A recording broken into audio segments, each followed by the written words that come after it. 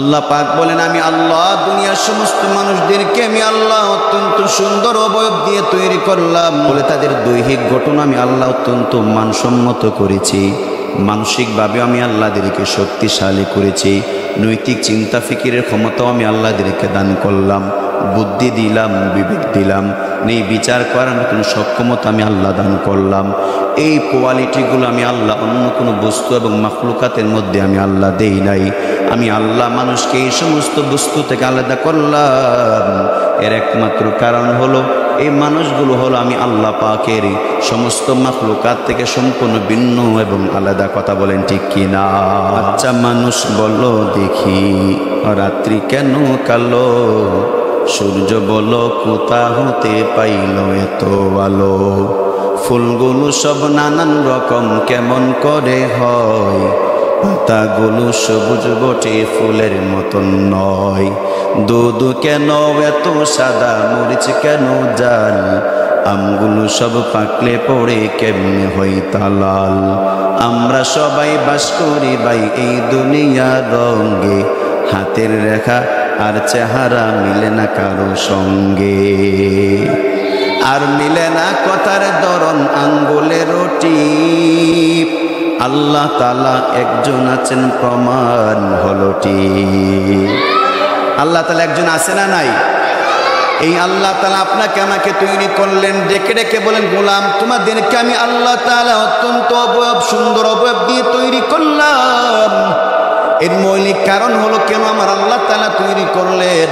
সূরাতুজ জারিয়াতের 56 নম্বর আয়াতের মধ্যে আমার আল্লাহ স্পষ্ট করে ঘোষণা করে দিয়েছেন, এত সুন্দর করে আমি আল্লাহ তোমাদেরকে তৈরি করার কারণ হলো বান্দা, ওয়ামা খালাকুতুল জিন্না ওয়াল ইনসা ইল্লা লিয়াবুদুন।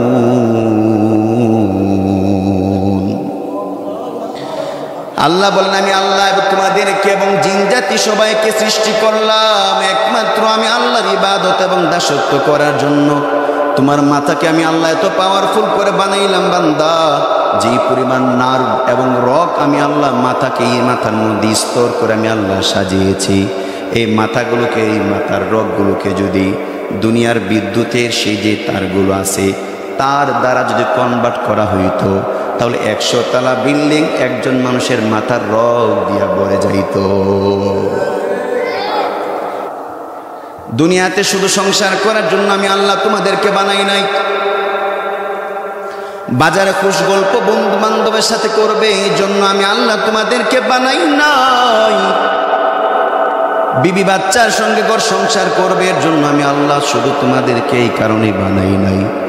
বানিয়েছে মৌলিক কারণ হলো তোমরা ইবাদত করবে, কোরআনের মতে চলবে, হাদিসের মতে চলবে, আমি আল্লাহর পথে চলবে, আমার নবীর তরিকাগুলো পরিপূর্ণভাবে তোমরা অনুসরণ করবে। এই জন্যই তো আমি আল্লাহ তোমাদেরকে অত্যন্ত সুন্দর করে বানিয়েছি। কথা বলেন ঠিক কিনা? আল কোরআনের পথ এই পথই আসল পথ, অন্য পথে অন্য মতে নেই যে রহমত। আল কোরআনের পথ এই পথই আসল পথ, কোরআনের পথে চললে সুখী হওয়া যায়, কোরআনকে না মানলে বান্দা দুঃখী বনে যায়।